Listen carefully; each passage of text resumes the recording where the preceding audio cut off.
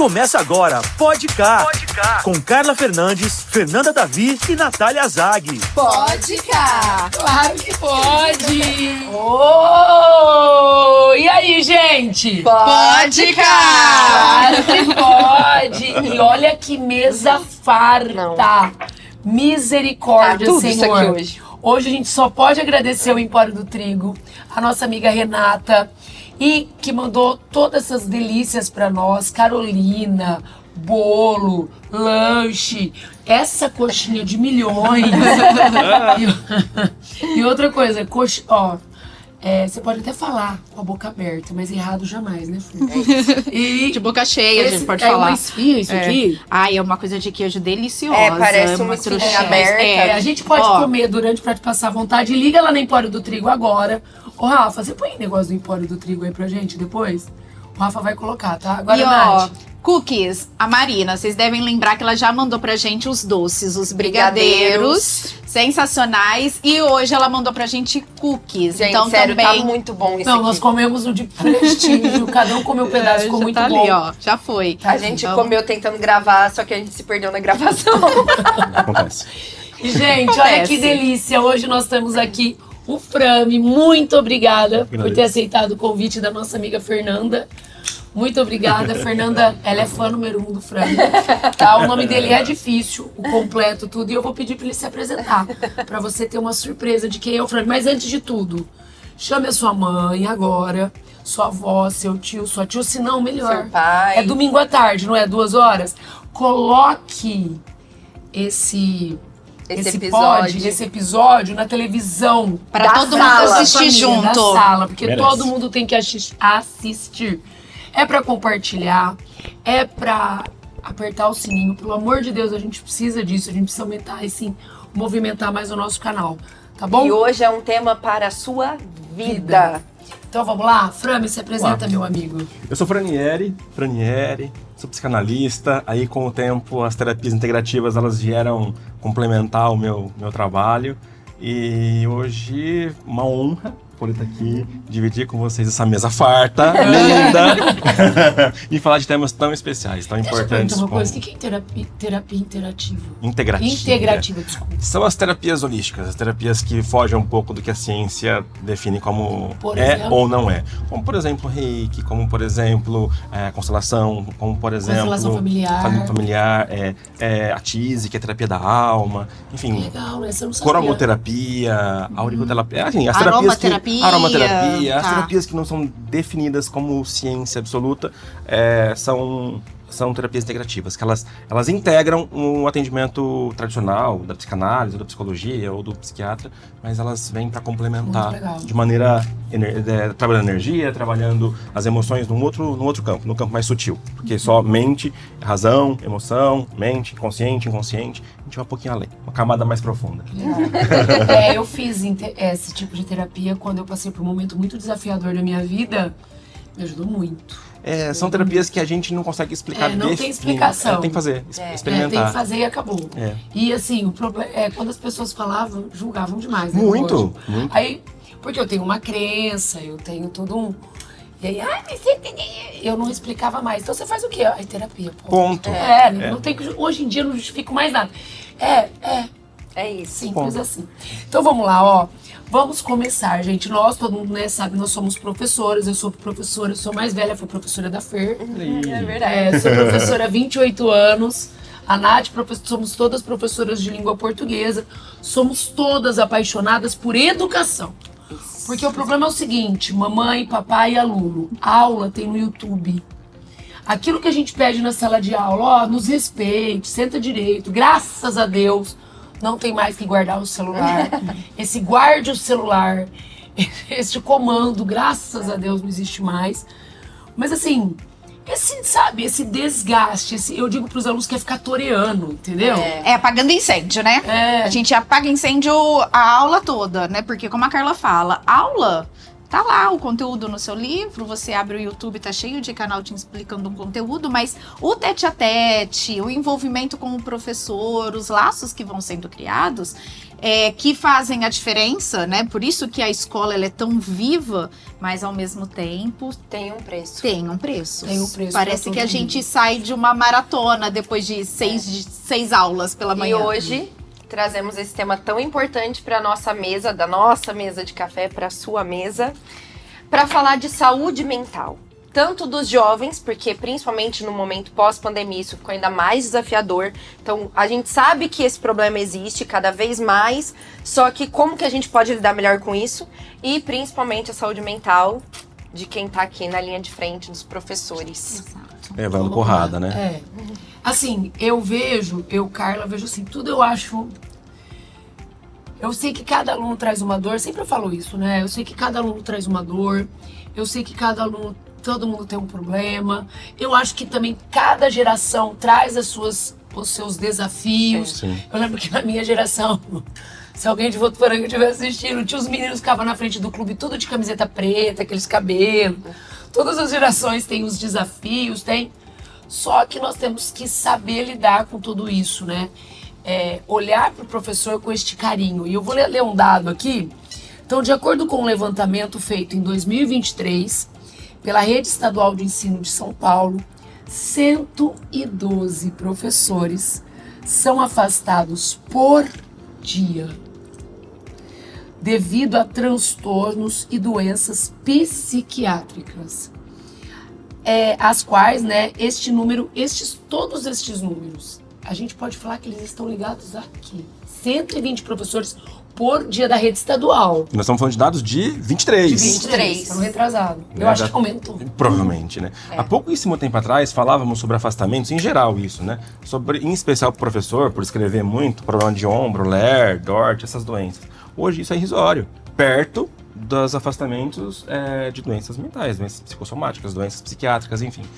Que tem camadas, né? O professor, ele é acusado, ele é assediado, ele é ameaçado, ele é cobrado. Então, a escola meio que ficou um lugar, um foco, onde o pai vai lá, deposita, né, a cria e cuida aí, né? Depois eu volto buscar. Então, a responsabilidade sobre vocês, eu acho que ela ficou exageradamente grande diante do quanto vocês têm de espaço, de reconhecimento, de autonomia, inclusive, né? Para lidar com tudo isso. Então, tudo é culpa do professor, né? Se o aluno não aprende, é culpa do professor. Se é tarefa de mais, é culpa do professor. Se tarefa de menos, é culpa do professor, né? Se a escola perdeu o aluno, é culpa do professor. Se o aluno não fica na sala, é culpa do professor. Tudo cai na conta do professor. E hoje, o que a gente percebe também é um acúmulo de funções, né? Vocês não são mais responsáveis apenas, como se fosse pouco, apenas, que eu digo exclusivamente, né? Por trazer informação, educação, enfim, conhecimento. Tem que ser um pouco psicólogo, tem que ser um pouco mãe, tem que ser um pouco, como é que chamava? Serventes lá, os professores, os inspetores de aluno, né? Que não pode sair, não pode entrar, não pode subir, não pode pendurar, não pode... Se deixar muito ir no banheiro, não pode. Se você não deixa, liga já na hora. A mãe falou que você não deixa. Tá cerceando meu filho de necessidades básicas. Aí você sabe que sai muito, mas sai pra não fazer nada. Aí você também não pode. É assim, ó. Ficar na corda bamba.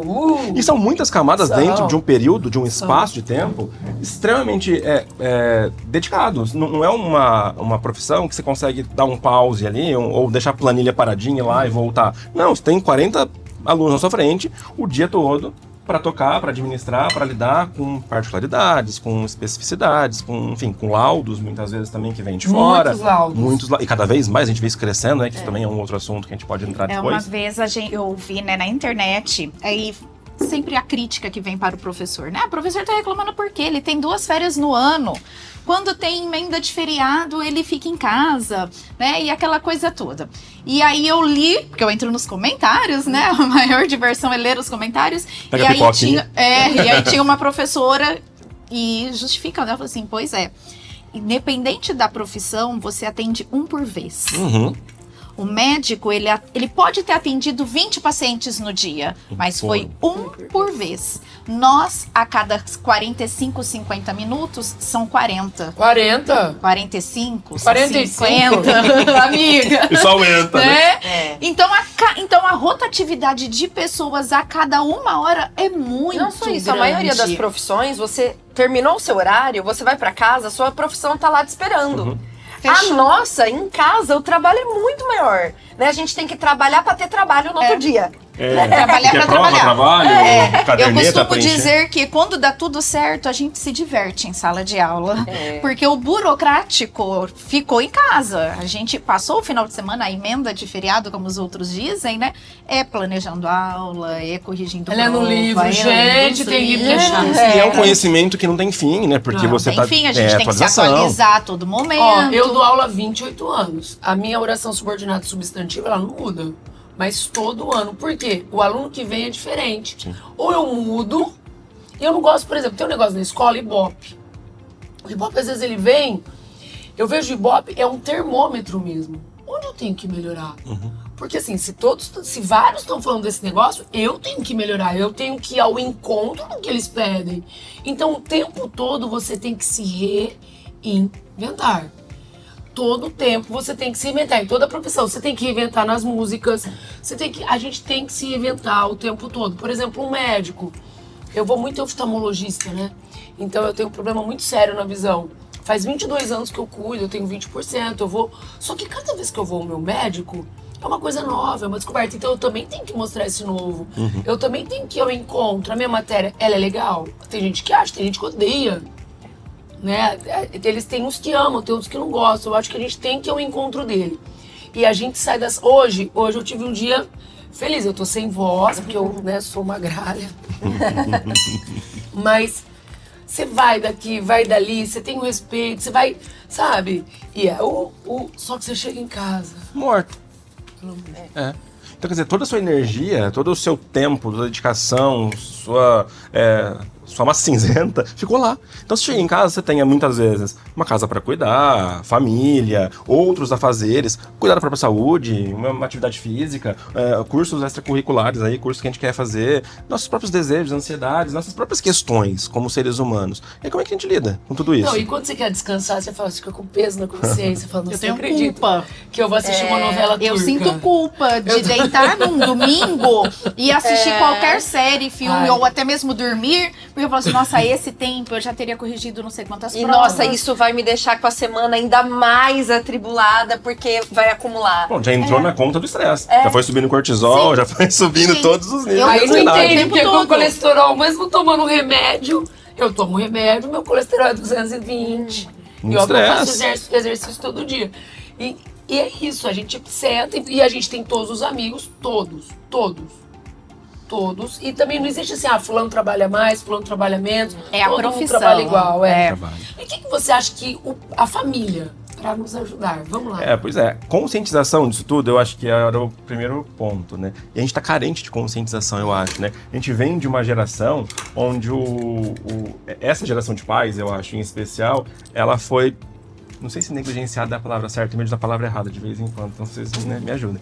Mas ela foi trabalhada, ela foi tratada de uma forma como se fosse uma geração muito especial, né? Assim, então eles olham para os filhos deles como se de fato fossem os grandes, né, querubins, alecrins, reis, enfim. Então, não são, ninguém é. E não é porque é o seu filho ou porque é o filho do outro, é porque é filho de ninguém, né? Somos humanos e crianças, adolescentes estão em evolução, estão em crescimento, estão em experimentação, estão desbravando o mundo, né? Estão explorando os limites e testando os limites de todos os espaços que eles habitam. Então, quando nós, pais, levamos nossos filhos para a escola e a gente deposita ali a confiança naquele professor, é uma confiança com alguma limitação. É uma confiança de, olha, eu estou entregando meu filho aqui, mas ele veio educado de casa, tá? Ele veio com a higiene feita, ele veio alimentado, né? O básico do que tinha que haver, ele já conhece, ou ele está em conhecimento. Porque eu, pai, eu, mãe, me sinto responsável por isso. A escola vai trazer conhecimento, vai trazer disciplina, vai trazer expansão da consciência, vai trazer discussão de temas atuais, temas polêmicos, enfim, vai trazer um complemento a essa educação. Quando a gente entender, né, todo mundo entender que a educação básica vem de casa, e a educação básica ela é fomentada todos os dias no comportamento, em especial dos adultos que cercam essas crianças, a gente resolve uma parte, pelo menos, do problema dos professores, né? Porque a criança vê, a criança aprende muito por neurônio espelho, que a gente fala, né? Tudo ela está experimentando e vendo e copiando. A criança pequena, em especial, ela não tem ainda cognição suficiente para aprender porque você ensinou, porque você mostrou como faz. Ela vai ver uma vez, 2 vezes, 20 vezes e vai começar a reproduzir, né? Um traço, um comportamento um traço de comportamento, o jeito de andar, jeito de comer, como mastiga. Tudo isso a criança vai amadurecendo com o tempo, tudo por experimentação, de olhar e aprender. Então, se ela não tiver essa base estruturada na casa dela, nós temos um problema ali na escola. E aí a gente entra no problema social, que a gente vai em camadas, como eu disse. As famílias não têm essa estrutura, né? A gente vive uma sociedade hoje com grandes problemas, né, financeiros, com grandes problemas estruturais, com grandes problemas familiares, que não tem essa condição, muitas vezes, de parar e, olha, filho querido, vamos conversar sobre higiene, vamos falar sobre questões Você acha que básicas. falta, eu acho que, né, com certeza sim, a comunicação, né, a transparência, a honestidade, eu sempre falo isso para os alunos, de serem honestos com os pais, né, sobre o que eles esperam da vida, em relação aos estudos, futuro, carreira, mas falta essa transparência de conversa mesmo, né, de pai e mãe se colocarem no posto de pai e mãe, né, e senta aqui, vamos conversar? Ó, eu recebi determinada reclamação da escola, o que está acontecendo? Porque eu sempre falo, o nosso filho é um, o aluno é outro. Não, Eu que sou mãe, eu sei, a minha filha ela é uma em casa, mas ela em grupo ela é outra, porque Ela acontece a assume uma outra identificação. Exatamente. Então acontece isso de assumir mesmo uma outra identidade. O coletivo torna a criança, o adolescente, muitas vezes, mais forte, vamos assim dizer, porque ele entende sobre o pertencimento, né? Acho que nossos primeiros instintos primitivos que o ser humano nasce é com o instinto do pertencimento. Nós somos um mamífero que, se nascer e deixar, morre, né? Não acontece nada. Qualquer gatinho, cachorrinho rasteja, procura, mia.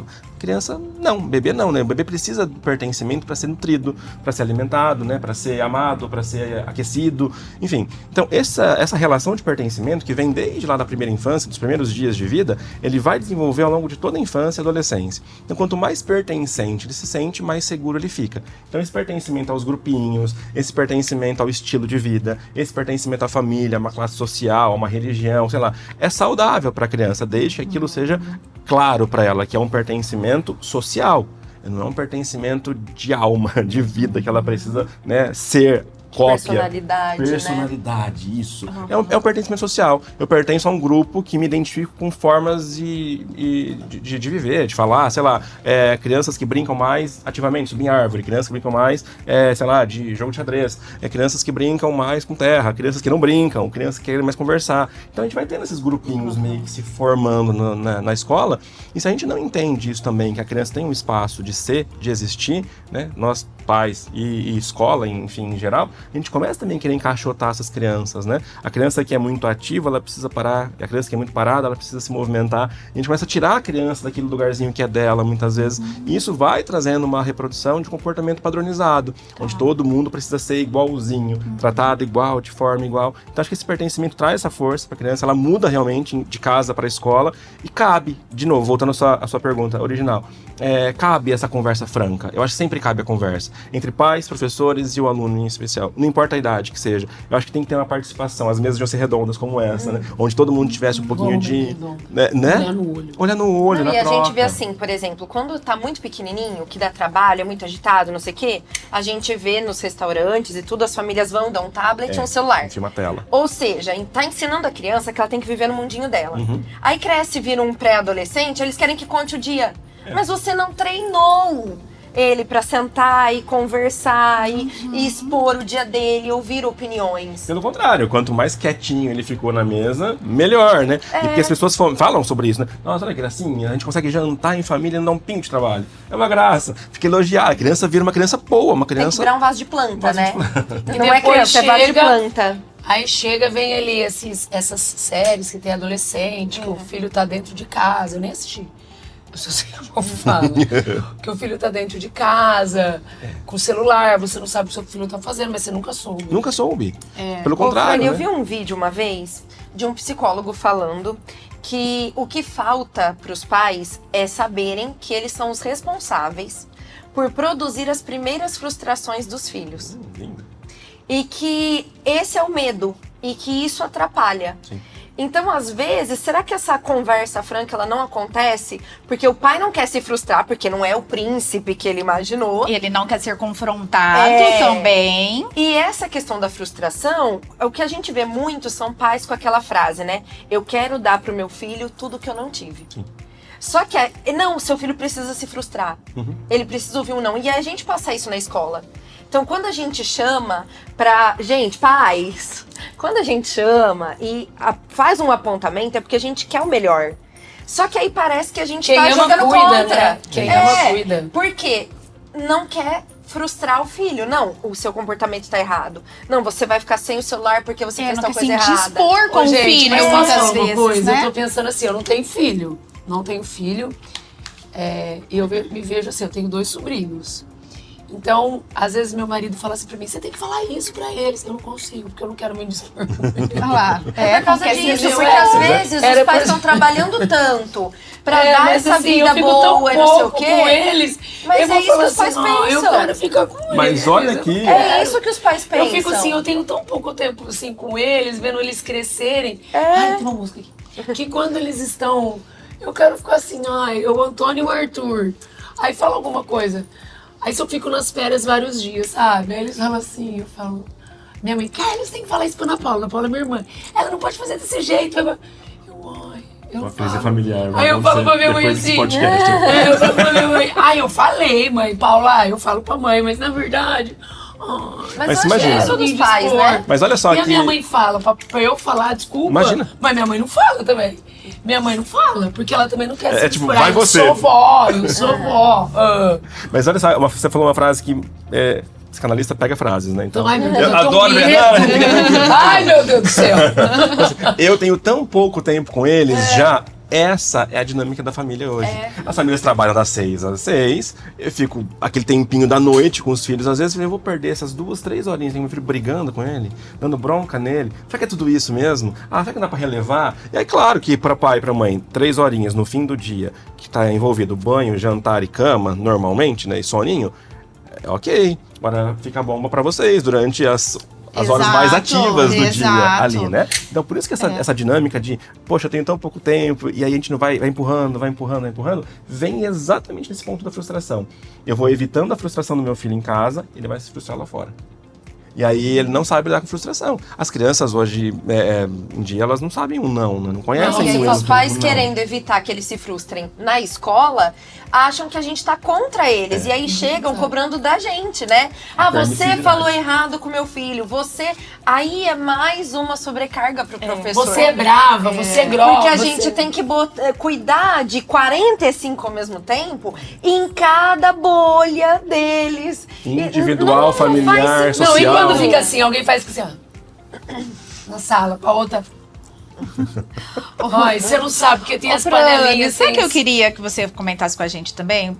O que eu percebo muito, a gente que já tá há muitos anos em sala de aula, que o nosso adolescente hoje, ele tá meio perdido, né? E isso se intensificou pós-pandemia. Então, para ele, a escola não faz muito sentido. O que a gente conversa, o conteúdo, o que isso vai influenciar, fazer diferença na minha vida? Eu acho que a gente tem duas vertentes para falar sobre esse assunto que são importantes. A primeira, sim, a pandemia acho que intensificou isso, em especial porque fomos todos para a internet validando a tela, porque sabemos dos malefícios que ela causa, mas na pandemia não tinha outro jeito, então vamos estudar online, é o que tinha, é o meio de conexão social. E não era só aula, né? Aí envolvia rede social, envolvia série, envolvia vídeos do YouTube, envolvia isso, aquilo, mais um punhado de coisa. Nesse meio todo, começaram a entender, descobrir, gostar das novas profissões, vamos assim dizer. Os youtubers, os jogadores de alguma coisa, esses joguinhos de bet da vida, não sei o quê. Qual é o sentido, então, de eu estudar? Qual é o sentido de eu estudar português, matemática? Aí a gente vai ter um pod sobre isso, dos influencers, né? Qual que é o sentido de estudar? Não é? Ir lá falar tudo errado. Não é? Porque aí não depois... sabia de nada, sabia só da vida da Virgínia, por que ela separou? Isso, aí a criança olha pra uma Virgínia e só a criança vê. Você pode falar aquela sobre mansão, isso, desde que aquela você casa. tenha uma boa dicção, que você fale corretamente, que você tenha um bom discurso, né? Que saiba cuidar das suas finanças e que seja uma pessoa, né, que tenha um mínimo de cultura, enfim. que isso não é ruim, né? E a escola vai trazer esse meio. O lance é que durante esse processo, durante esse entendimento, a criança só vê o foco. Então, o que estuda para se formar em influencer? O que estuda para ser um youtuber famoso? O que estuda para ser... Muitas vezes não tem essa se torna a visibilidade. sala de aula muito desgastante, né? Que entra nessa carga mental do professor, porque a gente, com maturidade, tempo de vida, a gente entende que, olha, o caminho que você escolher, você precisa ter o fundamental, o básico de conhecimento. Mas eles olham pra nossa cara e...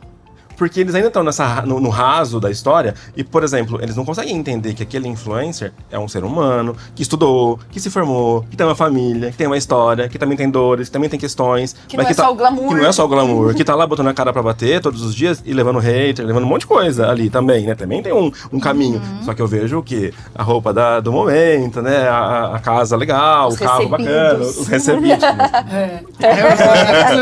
Começa a olhar só pra esse lado. E aí brilha o olhinho. Eu acho que isso são os antigos jogadores de futebol e modelo, sabe? As meninas que vão ser modelo. Ai, a capa quando na minha Capricho. época, a capa da Capricho. Da toda CC5, a toda TIM foi bem, eu já tava velha. Entende? Então, só que isso, naquela época, né? Outro dia, vai. Outro dia. A gente ainda tinha um distanciamento desse acesso. Então você tinha que ir à banca de jornal, pra uma revista, ou tinha que ler a casa de jogos, sei lá. Hoje não, hoje na palma da mão de cada um deles, todas essas informações. Então gera, eu acho que essa expectativa de que, o que eu tô fazendo aqui?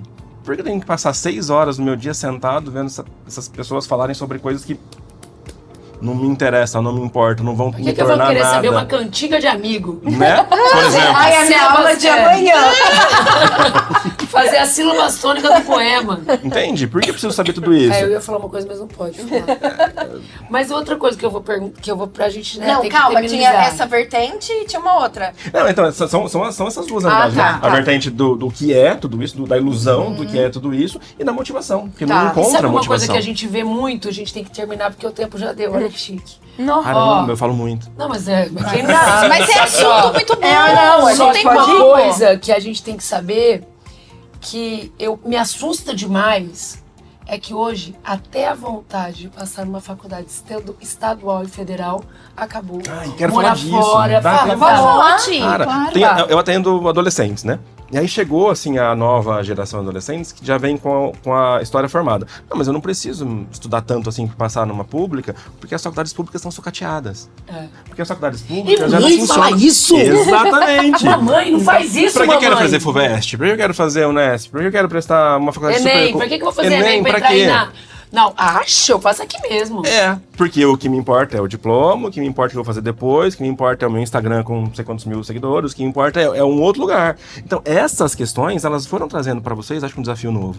Como é que eu olho pra essa criança e motivo ela a estudar uma coisa que é a mesma que eu estudei, que você estudou, que meu pai estudou, e que é importante? Qual que é a importância de eu saber isso? Qual que é a motivação que eu trago pra essa criança, pro adolescente? Fala, cara, isso aqui é legal pra você. Porque lá na frente você vai precisar, talvez, pra ler um livro, pra falar com seu filho sobre isso, pra uma viagem, conhecer um museu, quando você vai pra Europa, sei lá, é cultura. É uma história que traz pra você, né? Escola é cultura. É Eu uma acho cultura. também que entra um pouco naquilo que a gente falou da superproteção.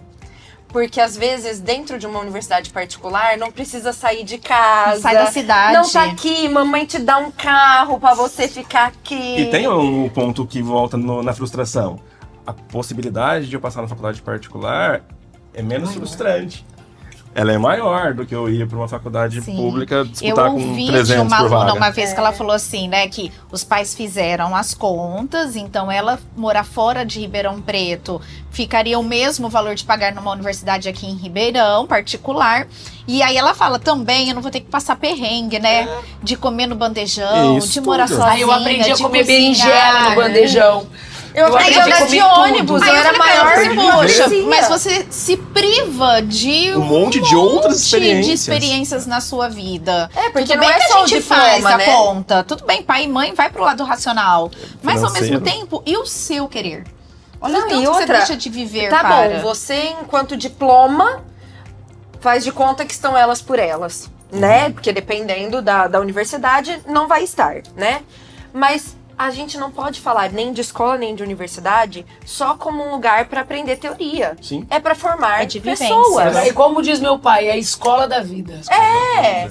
Então é a vivência, você estar num ambiente com pessoas de todas as tribos e você aprender a respeitar a opinião do outro, o posicionamento do outro. Você às vezes não precisar comer no bandejão, mas lutar na greve a favor do bandejão, porque tem alguém da sua turma que se não tiver bandejão tem que largar o curso. Sabe? E não vai ter essa vivência, às vezes, por super proteção. Vou contar uma coisa. Eu entrei na USP em São Paulo em 1996. Aí eu era uma menina, eu nunca tinha ido pra São Paulo. Eu nunca tinha andado de metrô, nunca. A minha mãe foi embora, me deixou num pensionato. A mais nova tinha 37 e eu 17. A minha mãe ia chorando, ela chorava. Ela ficou uma semana sem comer chorando. Com verdade. Não tinha celular. Não tinha celular. Aí meu pai me deu um monte de cartão, meu pai tinha padaria, um monte de cartão. Aí chegou na hora lá, eu ligava, primeiro dia no bandejão. Meu pai falou, filha, compra bastante. E todo dia você leva um dentro do tênis para as pessoas não te roubarem. Juro por Deus, peguei o ônibus sozinha. Gente, primeiro dia no bandejão, quando eu vi aquela berinjela, eu falei, não é possível. Eu comia aquilo, só que tinha leite. Lá em casa eu só tomava leite com Nescau. Não era nem Toddy, porque Toddy ficava umas bolinhas. Gente, na hora que veio, eu ainda continuei com fome. Eu olhava lá naquele canto, aquele leite gelado, numas garrafas PET. Pois eu meti o leite pra dentro. Ai, hoje eu lembro.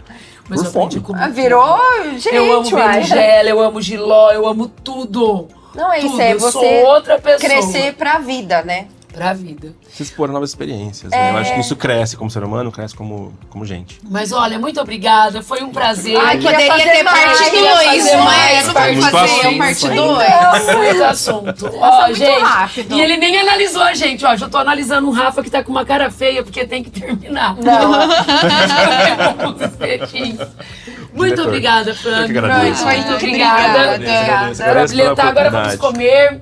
Um beijo, gente. Beijo, gente. Espera. Curte, comente, compartilhe. Nos siga em todas as plataformas. A gente tá também no Spotify, tudo.